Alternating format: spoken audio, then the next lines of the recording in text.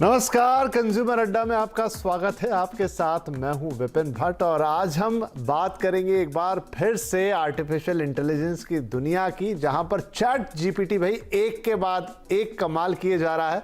और अब तो जनाब का वर्जन 4 यानी कि चैट जीपीटी 4 भी आ गया है और इसमें तो जो चीज़ों का दावा किया जा रहा है उससे तो देखकर हम यही कहेंगे कि भाई विस्तार है अपार। जहां तक आर्टिफिशियल इंटेलिजेंस की बात है तो चैट जीपीटी ने चीज़ों को ऑलमोस्ट एक तरीके से ऐसा बना दिया है जैसे कि बस चुटकियों में सब कुछ संभव है। तो आइए देखते हैं, समझते हैं, जानते हैं, क्योंकि एआई ही भविष्य तो क्या हम कहें वर्तमान ही हो चुका है ये। और ये ऐसी ऐसी चीज़ें करने की काबिलियत रखता है जो शायद हमने पहले कभी सोचा नहीं। नौकरियों तक की बात हो रही थी लेकिन बात अब उतनी नहीं रह गई है। ये क्या क्या करने की क्षमता रखता है, इससे ये पता लग रहा है कि आने वाले वक्त में चीज़ें कैसे बदल जाएंगी। इस पर आज विस्तार से चर्चा करेंगे क्योंकि ये भविष्य की खिड़की में झांकने जैसा है। आर्टिफिशियल इंटेलिजेंस कितना ताकतवर है और ये क्या कुछ कर सकता है, और चैट जीपीटी अब इसकी वानगी बना है जिसकी पूरी दुनिया में धूम है। तो चैट जीपीटी का वर्जन 4 क्या लाया अपने साथ खास, पहले एक नजर उस पर, फिर बातचीत पे आगे। तो देखिए ये पहले के मुकाबले ज्यादा सटीक है, ज्यादा इंटेलिजेंट है, ये दावा किया जा रहा है। क्या क्या होने जा रहा है चैट जीपीटी 4 के अंदर? ज्यादा क्रिएटिव है, भरोसेमंद है और सटीक है। मतलब क्या, जानकारी सही दे रहा है, क्रिएटिविटी के मामले में आगे बढ़ गया है और आप इस पर ट्रस्ट भी कर सकते हैं। एक्यूरेसी इसकी बढ़ गई है। फॉर एग्जांपल कि यह फोटो देख के बताने लगा है कि आपको क्या करना चाहिए। डिटेल में आगे जानेंगे। एक रेसिपी का एग्जांपल था, मरीजों की बीमारियों को यह बता देता है चीजों को पढ़ के। अगर आप 2-4 सिम्टम लिख दें, डॉक्टर कह रहे हैं हमारी तरह से बात करने लगा है। आर्टिकल को शॉर्ट में समझा सकता है। चलिए, ये पहले भी ये कर रहा था लेकिन अब इसकी एक्यूरेसी बढ़ गई है। अच्छे जोक्स आपको सुना सकता है, ये भी बढ़िया बात है क्योंकि सेंस ऑफ ह्यूमर तो अच्छे अच्छे लोगों में नहीं होता, लेकिन यह एक आर्टिफिशियल इंटेलिजेंस मशीन अपना सेंस ऑफ ह्यूमर डेवलप करके आई है। 81% सवालों का सही जवाब, मतलब कोई परीक्षा में बिठा दीजिए तो 80% से ज्यादा डिस्टिंक्शन के पास होने की काबिलियत इसने डेवलप कर ली है। कोर्ट में मुकदमा लड़ना हो तो एक से एक तकरीरें और दलीलें अब ये पेश कर सकता है। बस आप डाल दीजिए कि क्या है मुकदमा। इसके अलावा और क्या ये कर सकता है, उसी को हम देखेंगे यहां पर। ये तो कुछ एग्जाम्पल हुए, कुछ नमूने हुए कि भाई ये चैट जीपीटी वर्जन 4 अपने साथ क्या कुछ नया लेकर आ रहा है। लेकिन एआई की इस दुनिया में अंदर कमाल की चीजें हैं। तो चलिए आज इसी पे बातचीत करते हैं। जरिया बनेगा चैट जीपीटी 4 और अब तो गूगल वगैरह ने भी कमर कस ली है। तो आगे हमें तो इस एआई की दुनिया में न जाने क्या क्या देखने को मिलने वाला है, इसलिए अभी से सरोकार रखना जरूरी है, नहीं तो आगे बढ़ेंगे समझ में आने वाला नहीं है। आज कार्यक्रम में बुलाया इसीलिए कुछ खास मेहमानों को। हमारे साथ हैं आईआईटी दिल्ली के पूर्व director professor V Ram Gopal Rao साहब, एआई एक्सपर्ट और कोरोवर के सीईओ और को-फाउंडर अंकुश सभरवाल, और आर्मर कोड इंक के को-फाउंडर और CEO Nikhil Gupta.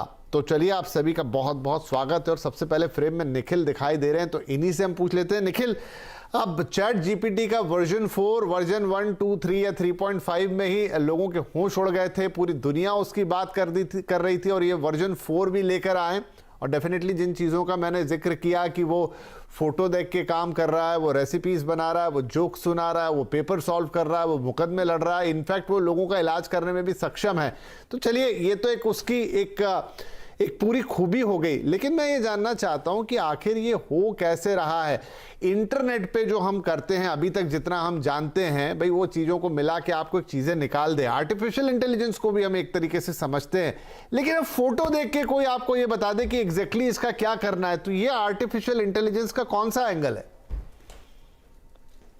Thanks for having me here and as you said कि इसमें बहुत सारे डिफरेंट मसले हैं and what I would say here is कि this is still the tip of the iceberg. तो इसमें क्या होगा कि at the end of the day हम देख रहे हैं फोटो देख के, इसमें आपके बेसिकली सेंटिमेंटल एनालिसिस इस टाइप की चीजें होती हैं। एंड क्या है कि सारी चीजों को तोड़ के हम एक डेटा बनाते हैं और डेटा के ऊपर हम वो कर रहे हैं। सो आई एम नॉट सरप्राइज कि ये हो रहा है। इसके अलावा और भी बहुत सारी चीजें होंगी। The way I look at is कि इसमें जो है chat GPT tip of the iceberg है, अभी बहुत आगे जाएगा और इसमें जैसे इसको मैं न्यूक्लियर एनर्जी के हिसाब से कंपेयर करता हूँ। जैसे न्यूक्लियर एनर्जी में आप वो बना सकते हैं, बिजली बना सकते हैं, और इसी से आप न्यूक्लियर बम भी बना सकते हैं। तो मैं सिक्योरिटी वर्ल्ड में हूँ, यहाँ पे देखा है कि लोग इसमें बना रहे हैं नई नई सॉफ्टवेयर, इसको कैसे तोड़ा जाए, कैसे लोगों को हैक किया जाए। हम इसको दूसरी तरह से देखा जा रहा है कि ये एक बड़ा एस्पेक्ट रहेगा डेफिनेटली, और निखिल जी इस पर हम बातचीत करेंगे कि अब कोई भी नई चीज या नई तकनीक आती है, और खास तौर पे ये जो दुनिया है इंटरनेट की और आर्टिफिशियल वर्ल्ड की, इसमें तो मतलब खतरा उससे और बढ़ जाता है। तो ये उसका बिल्कुल एक पहलू रहेगा, इस पर हम विस्तार से चर्चा करेंगे। लेकिन डॉक्टर राम गोपाल, मिस्टर राम गोपाल, हम आपसे ये समझना चाहेंगे कि ये एआई, मतलब बहुत सारे लोगों के उत्सुकतावश सवाल ये है कि बहुत सारी चीजें हम समझते हैं कि कैसे काम करती होगी, कि आप इंटरनेट पे सर्च डालें तो चीजें निकल कर आ जाए, एआई भी लोग थोड़ा बहुत जानते हैं, लेकिन ये कैसे काम कर रहा है, पीछे आखिर ऐसा क्या हो रहा है? क्योंकि बताया तो यही गया है कि ये सारी सामग्री इंटरनेट से इकट्ठी करता है। अब इतनी सटीक सामग्री के डॉक्टर ये कह रहे हैं कि भाई ये तो ऑलमोस्ट वही सोच रहा है, वही बता रहा है जो मैं सोच रहा हूं और जो मैं प्रिस्क्राइब करने वाला था। यानी ऐसा लग रहा है कि कोई डॉक्टर की पढ़ाई करके बैठा, और वो भी एग्जैक्ट किसी पर्टिकुलर पॉइंट या पेशेंट के लिए। ये कैसे पॉसिबल है? ये अगर आप देखेंगे, any technology initially the fear of losing jobs is always there.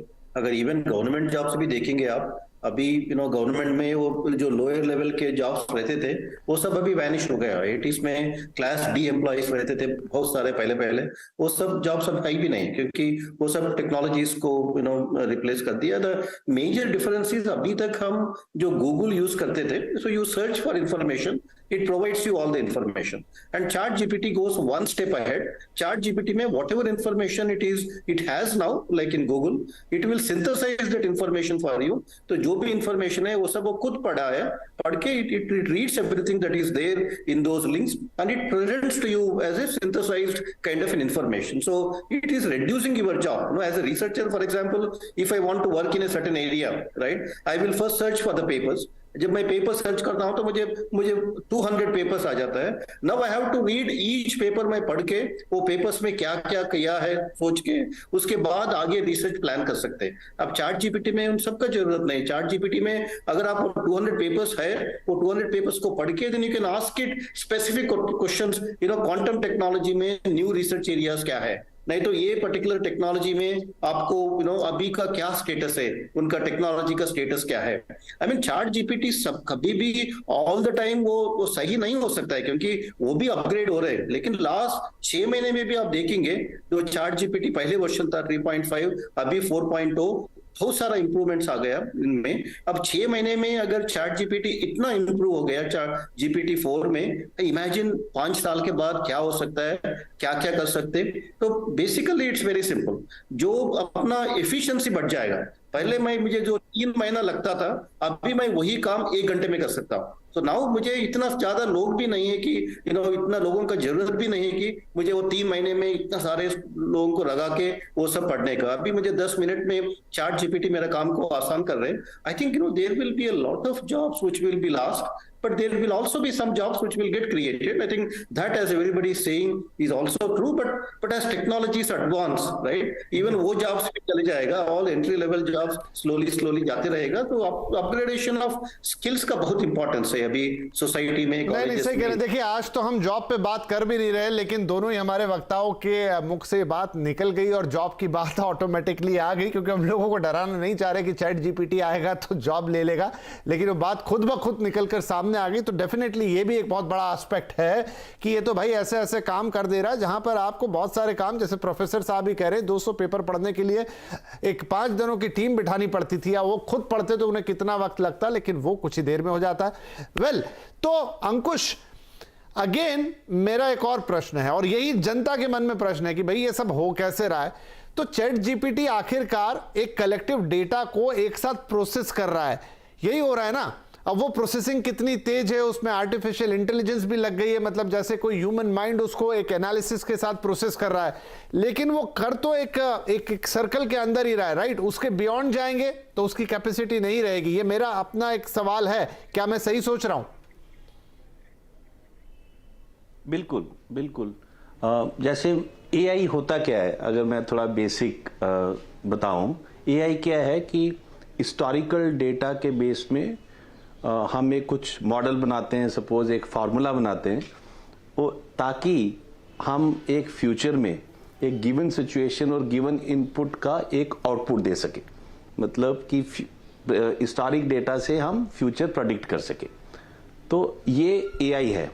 और जैसे हम ये एनएलपी है और कन्वर्सेशनल एआई फील्ड में, जैसे अभी चैट जीपीटी हो गया या कोई भी जनरेटिव एआई है, तो इसमें अब एनएलपी है। और मैं बताऊं कि पहले एनएलपी में जनरली एनएलयू होता था। एनएलपी के दो पार्ट्स हैं, एनएलयू और एनएलजी। एनएलयू हो गया natural language understanding, natural language generation. NLU में हम क्या करते थे, हम सिर्फ देखते थे कि यूजर क्या पूछ रहा है और किसके बारे में पूछ रहा है, मतलब इंटेंट क्लासिफिकेशन करते थे और उसमें एंटिटीज निकालते थे। जैसे मैं अपना आज दिशा के बारे में बोलूं कि मुझे टिकट बुक करनी है बैंगलोर से दिल्ली कल की, इंटेंट है मुझे टिकट बुक करनी है, कहाँ की, कब की, कहाँ जाना है, तो ये करते थे। अब चैट जीपीटी और बाकी जनरेटिव एआई मॉडल से क्या हो रहा है कि जो आंसर है वो pre trained answer, pre defined answer नहीं आ रहा, एक जनरेट हो रहा है। लेकिन वो जनरेट कैसे हो रहा है, वो भी प्री ट्रेन्ड डेटा से ही हो रहा है। अब चैट जीपीटी भी अगर आप पढ़ोगे तो उन्होंने कैसे ट्रेन किया है, एक्चुअल ह्यूमन लेबलर्स हैं। आज का अगर आप आर्टिकल देखो टाइम्स में, तो उसमें लिखा हुआ है कि प्रॉम्प्ट इंजीनियर्स क्या हैं, एनएलपी इंजीनियर्स हैं, चैटबॉट डेवलपर्स हैं, या चैट जीपीटी या ओपन एआई उसको एआई लेबलर्स बोल रहा है। उन्होंने खुद लिखा हुआ है, ह्यूमन ये बोलेगा बॉट ये रिस्पॉन्ड करेगा, ह्यूमन ये करेगा बॉट ये रिस्पॉन्ड करेगा। लेकिन बॉट का आंसर ही सिर्फ यूजर को नहीं मिल रहा रन टाइम में। अगर सपोज दो आंसर्स हैं, दो आंसर्स को मिला के या उसको पैराफ्रेज करके या उसको रिफ्रेज करके भी आंसर आ रहा है जनरेटिव एआई से, क्योंकि उसमें हम डीप लर्निंग यूज करते हैं। तो आपका वो अंडरस्टैंडिंग बिल्कुल ठीक है, एग्जिस्टिंग इंफॉर्मेशन से ही आ रही है, लेकिन वो एज इट इज इंफॉर्मेशन जो हमने स्टोर की थी, जो ट्रेन की थी, वो नहीं आ रही, वो जनरेट भी हो रही है। मैं आपको थोड़ी अगर और एग्जांपल दूं, अगर मैं बोलता हूं कि Mahatma Gandhi is a father of nation and father of nation was born on 2 October, right. अगर कोई पूछता है कि when did Mahatma Gandhi born, तो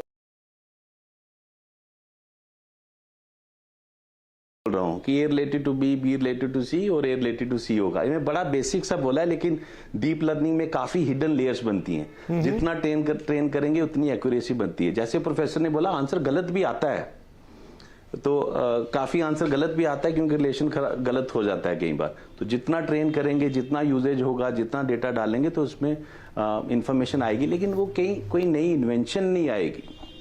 मुझे नहीं, नई इन्वेंशन नहीं आ सकती। हाँ, कुछ प्रेडिक्ट कर सकता है, ये चीजें हुई हैं, ऐसा कर सकते हो, लेकिन जो एग्जिस्टिंग इंफॉर्मेशन के बेस में जो आंसर्स आ रहे हैं वो अच्छे आंसर्स आ रहे हैं और वो एज इट इज ट्रेन नहीं किए हुए हैं। चलिए, तो ठीक है। अब ये क्योंकि अभी सभी लोगों के लिए एक नई चीज है, बड़ा कौतूहल का विषय है। ऐसा लगता है कि जो आप लिखते हैं तो कहानी बन गई, कविता बन गई, आपने फोटो दिया, रेसिपी आ गई, आपके सवालों के जवाब दे दिए, इलाज बता दिया। तो ये डेफिनेटली कुछ ना कुछ यहाँ नया हो रहा है। निखिल, यहाँ पर अगर हम कहें कि ये तो एक चैट जीपीटी है जिसने इतना तहलका मचा दिया, डेफिनेटली ये माइक्रोसॉफ्ट सपोर्टेड है, आगे वो इसको इंटीग्रेट भी करेंगे अपने सॉफ्टवेयर्स के साथ या विंडोज़ के साथ, ये भी बातें हैं। इधर गूगल ने बार्ड जो उनका एआई एक टूल है उसको अब ओपन कर दिया है कुछ 80,000 1 लाख लोगों के लिए, जो शुरू में बीटा वर्जन आया है जिस पे अब टेस्ट होगा, एक्सपेरिमेंट होगा। तो क्या आने वाले वक्त में हम ये एआई टूल्स को ही इतना कॉमन होता हुआ देखेंगे जैसे पिछले 10 साल में हमने गूगल का सफर एज ए सर्च इंजन देखा है, अब ये चीज उतनी कॉमन हो चलेगी? एब्सोल्युटली विपिन। सो बेसिकली अभी ये शुरुआत है, and because of quantum computing, cloud computing and everything else, ये more and more accessible हो जाएगा। माइक्रोसॉफ्ट, गूगल, ये बड़ी कंपनियां इन्होंने अपना लॉन्च किया है, बट इसके अलावा जो है बहुत सारी और नई स्टार्टअप्स और बहुत सारी कंपनियां भी आएंगी। एंड बेसिकली जो एआई है ये सारा सॉफ्टवेयर है, and software and hardware go hand in hand. तो जैसे जैसे हार्डवेयर बहुत ज्यादा स्ट्रॉन्ग बनता चला गया, क्लाउड हो गया, एक्सेसिबल हो गया, सॉफ्टवेयर होता जाएगा। तो you are absolutely right Vipin की इसका यूसेज एक्सेस बहुत बढ़ जाएगा, which is very good for the mankind. Right, it's very good for the mankind. लेकिन जैसा अभी प्रोफेसर साहब एक चिंता जता रहे थे कि भाई डेफिनेटली आपको लग तो रहा है कि अगर ये आपके मुकदमे लड़ने के लिए दलीलें तैयार कर देगा तो बहुत सारी वकीलों की फौज की जरूरत क्या है भाई, 4 लोग मिलके ही वो पूरा बना लेंगे, लिख लेंगे। मतलब विस्तार है अपार जो हमने इसको आज नाम दिया है ना। आप जो सोच रहे हैं वो तो होगा, उसके बियॉन्ड ना जाने क्या होगा। और कह रहे हैं अभी ये शुरुआत है, एक छोटा सा ब्रेक लेते हैं। तो जो हो चुका उसकी तो बात हमने कर ली, लेकिन ब्रेक के बाद आगे इसके क्या क्या कमाल हम देखेंगे, चैट जीपीटी के आगे दुनिया कहां जाएगी एआई को लेकर, हल्की सी झलक अपने मेहमानों से लेने की कोशिश करेंगे छोटे से ब्रेक के बाद।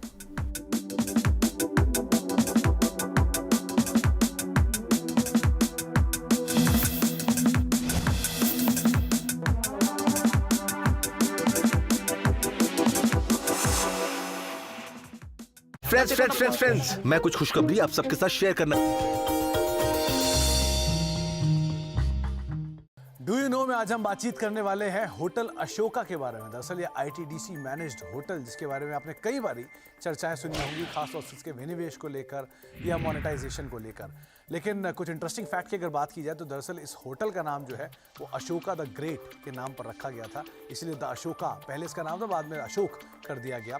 दरअसल कई साल पहले जब यूनेस्को की इवेंट में पंडित जवाहरलाल नेहरू साहब गए थे, तब उनको लगा था कि इंडिया को भी एक मार्क बनाना चाहिए, और उसी के ही अगले यूनेस्को मीटिंग से पहले उन्होंने सोचा कि भारत को भी एक बढ़िया 5 स्टार वो ज़रूर वहाँ पर जहाँ पर मीटिंग हो पाए इस तरह की एक जगह बना कर देंगे। तो तब उन्होंने इस तरह का डिसीज़न लिया और उसके साथ ही अशोका होटल की स्थापना की, तो ऊपर कामकाज करना शुरू हुए। लेकिन उस समय पर तो इतनी एमिनिटीज़ नहीं थी, लेकिन विद टाइम इसको डेवलप किया गया और अगली यूनेस्को की बैठक से पहले इसको रेडी भी कर दिया गया। साथ ही साथ ये पहला 5 स्टार और कन्वेंशन हॉल था जो कि इस इवेंट के लिए तैयार किया गया था। पहले अशोका होटल और फिर बाद में अशोक होटल के नाम से ये जाना जाने लग गया। कुछ इंटरेस्टिंग फैक्ट में, ये दिल्ली का लार्जेस्ट पिलर लेस यानी कि बिना खंभों के सबसे बड़ा कन्वेंशन हॉल वाला कोई अगर होटल है दिल्ली में तो वो अशोका होटल है। और एक बड़े स्प्रेड एरियाज में, यानी कि 11 एकड़ की ज़मीन में ये होटल बना हुआ है। तो अगर आप कभी भी नेक्स्ट टाइम उस होटल की तरफ जाएंगे तो उसका आकार विकार ज़रूर देखिएगा, किस तरह का भव्य होटल ये बनाया गया है। करीब करीब 2 लाख स्क्वायर फीट का यहाँ पर रिटेल और ऑफिस स्पेस है। रफली 30,000 के आसपास के यहाँ पे जो स्क्वायर फीट के आसपास के बैंक्वेट्स हैं। इसके अलावा 8 रेस्टोरेंट हैं जो कि करीब करीब 25,000 स्क्वायर फीट्स के हैं। तो इस तरह का एक मासिव एरिया जो कि 11 एकड़ के अंदर बनाया गया है और इस तरह की एमिनिटीज़ वहाँ पर प्रोवाइड की गई हैं। कुछ इंटरेस्टिंग फैक्ट में एक बहुत इंटरेस्टिंग फैक्ट ये है कि वहाँ पर एक मैंगो ट्री है जिसको खुद पंडित जवाहरलाल नेहरू ने उस समय पर प्लांट किया था, वो आज भी है। और आज भी उस पेड़ के जो मैंगोज होते हैं उससे वहाँ पर जैम और पिकल जैसी चीज़ें जो आप अगर होटल में यूज़ करेंगे तो वो उसी पेड़ से बने, उसी पेड़ के आमों से बनाकर आपके सामने पेश की जाती है। इसके अलावा कुछ और इंटरेस्टिंग फैक्ट में, इसमें कई सारे बड़े नाम, बड़ी हिस्टोरिकल हस्तियां जो हैं वो भी यहाँ पर रुकी हैं, जिसमें Elizabeth II, Margaret Thatcher, bill Clinton जैसे कई बड़े नाम जो हैं वो इस होटल के अंदर आकर रुक चुके हैं। साथ ही साथ कुछ और इंटरेस्टिंग फैक्ट में एक और इंटरेस्टिंग फैक्ट ये भी है कि जो दिल्ली का पहला नाइट क्लब था वो भी अशोका होटल में ही खुला था, और ये जो शुरुआत हुई थी 1970s में हुई थी। उस ज़माने में इस नाइट क्लब के अंदर उषा उत्तुप समेत या फिर शैरन प्रभाकर जैसे कई फेमस सिंगर्स ने परफॉर्म भी किया है। और उतना ही नहीं, इस जो मशहूर अभिनेत्री हैं जैसे मीनाक्षी शेषाद्री हुई या फिर हेमा मालिनी हुई, उन्होंने भी इस नाइट क्लब के अंदर कई बार परफॉर्म भी किया जब वो ख्याति पाए उससे ठीक पहले भी। तो इस तरह कुछ इंटरेस्टिंग फैक्ट है अशोक होटल से लेकर, आगे कुछ और फैक्ट लेकर भी आपके लिए आते रहेंगे।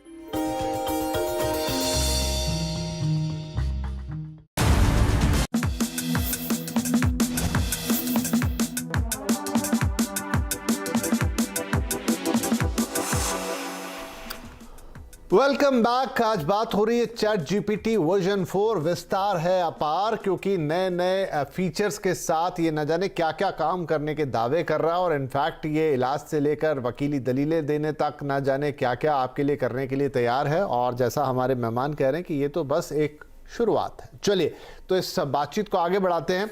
प्रोफेसर रामगोपाल, जैसा आपने भी कहा कि अभी ये जस्ट स्टार्टिंग है, तो ये तो हम एक सिंपल सी चीज़ देख रहे हैं कि आपने एक AI टूल बनाया जिसमें आप लिखते हैं और वो जवाब दे देता है, मतलब सब कुछ आप टाइप कर रहे हो और एक प्रिंटेबल चीज़ आ रही है। लेकिन मैं थोड़ा और आगे विस्तार से सोचना चाहता हूं, विजन बढ़ा करके, कि क्या इसमें AI में आगे और क्या हो सकता है। ये तो आई थिंक सबसे सिंपलेस्ट ऑफ द थिंग है, लेकिन AI की कैपेसिटी कहां तक जाती है, क्या क्या और देखेंगे हम आगे? बहुत सारा चेंजेस आ जाएंगे। अगर आप सॉफ्टवेयर प्रोग्रामर्स का भी देखेंगे तो बहुत सारा सॉफ्टवेयर प्रोग्रामिंग चैट जीपीटी कर पाएगा, बट चैट जीपीटी आपका बेस्ट प्रोग्रामर से बेटर नहीं हो सकता है। चैट जीपीटी आपका एवरेज प्रोग्रामर से बेटर हो सकता है। तो देयरफॉर जो भी फील्ड में जो एक्सपर्ट्स है, जो बहुत क्रिएटिव है, जो मशीन से भी आगे सोच सकते हैं, तो उन लोगों के लिए जॉब्स का कुछ प्रॉब्लम नहीं। बट एनीबडी जो एवरेज प्रोग्रामर है, जो बिलो एवरेज प्रोग्रामर है, अगर उनसे मशीन बेटर सॉफ्टवेयर लिख पा रहे, इवन वेब डेवलपमेंट, अभी चैट जीपीटी 4 में आपको वेब डेवलपमेंट भी कर सकते हैं। आपको it even takes picture kind of inputs too, आप पिक्चर ड्रा करके आपका वेब पेज कैसे दिखना चाहिए वो भी बता सकते हैं। तो बहुत सारा इन चीजों में ना, आई बिलीव दैट जो लोग इनएफिशिएंट है और उनका जॉब्स का तो प्रॉब्लम होगा ही, क्योंकि जो मशीन बेटर कर सकते हैं तो कोई भी ह्यूमंस को यूज नहीं करेगा। पर्टिकुलरली वेस्टर्न कंट्रीज में ज्यादा प्रॉब्लम है कि उधर मैन पावर कास्ट बहुत ज्यादा है और टेक्नोलॉजी डिप्लॉयमेंट कास्ट थोड़ा कम है।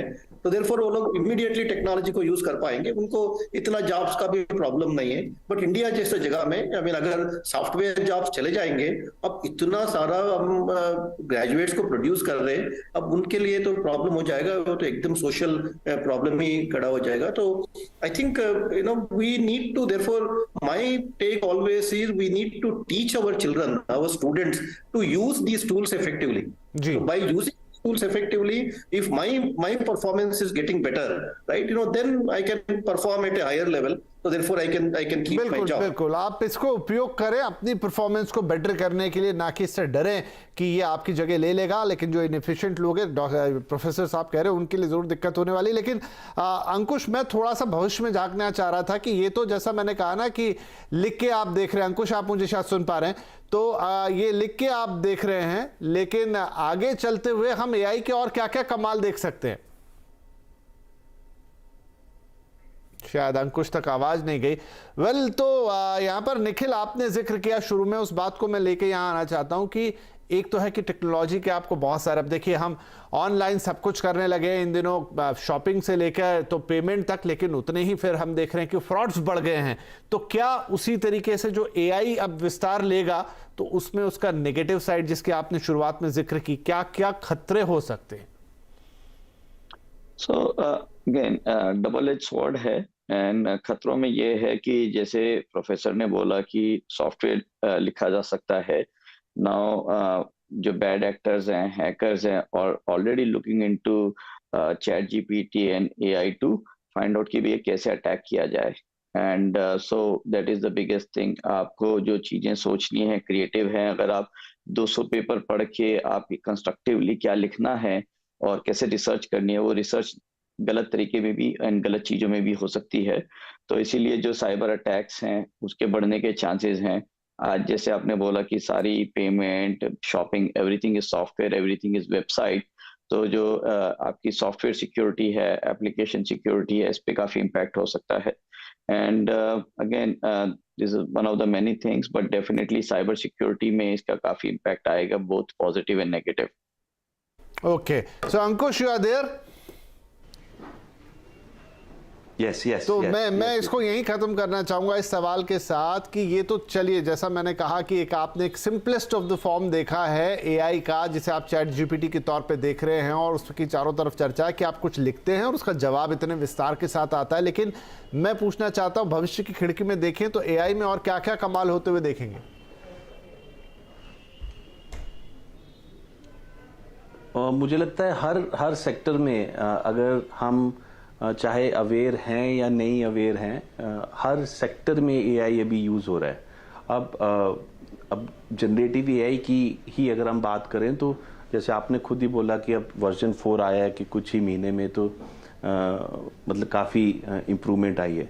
तो अब मुझे लगता है कि वो सिर्फ इम्प्रूवमेंट हम वो ओपन एआई से ना देखें, बाकी स्टार्टअप्स, बाकी कंपनीज वो उस मॉडल को लेके या उस टेक्निक को लेके कुछ अच्छे अच्छे यूज केसेस बनाए। अभी मैं देख रहा था कि किसी ने एक ऐप डेवलप की है कि आप कुछ भी क्वेश्चन पूछो वो गीता के हिसाब से आंसर देता है, वो चैट जीपीटी से आंसर आ रहा है। तो अच्छा है कि कैसे स्ट्रेस कम करे हैं। तो काफ़ी प्रॉस्पेक्ट्स हैं चैट जीपीटी को लेके। अब मुझे लगता है पैरेलल जैसे चैट जीपीटी है वैसे ही सिस्टम्स और बनेंगे, जैसे उनका कुछ अलग यूएसपी है।